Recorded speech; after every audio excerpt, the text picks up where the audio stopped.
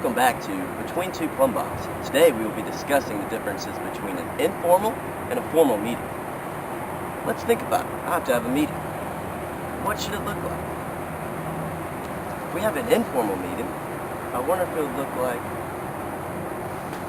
this RFI from Johnson Control. I think we're going to need to get submitted by January 19th. What do you say? Yeah, I think we can do that. That'll work by then we can continue to move forward. We can have that transformer installed at that place and at that time by then. That sounds good, everybody. How are the kids doing? They're doing well? They're doing all right. Now let's discuss some important guidelines to an informal meeting.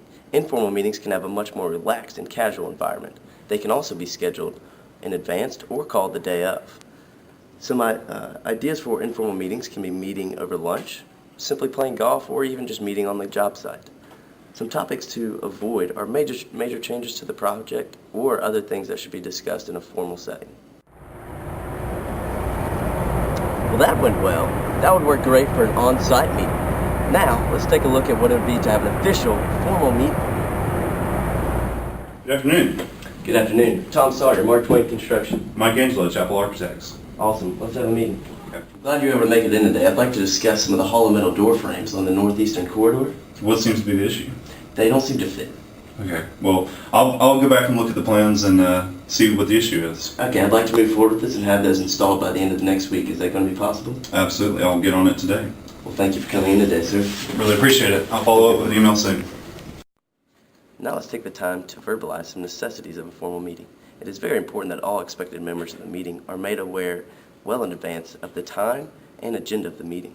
It is very important that they are also informed of the address expected, which is normally business professional. It is not appropriate to have food. It is very important to have a very formal location, such as a conference room. Also, it is important to have a very clear moderator and presentation materials prepared in advance. Some things not to do are to have casual conversations or talk about personal matters. Well, that went well, everybody. Now let's discuss some things that are important for both a formal and informal meeting, such as introductions. It is very important to have a clear start to the meeting, and it's very important also to make sure every member has introduced themselves by their names, position, and company. Secondly, it is very important to have a clear conclusion to the meeting.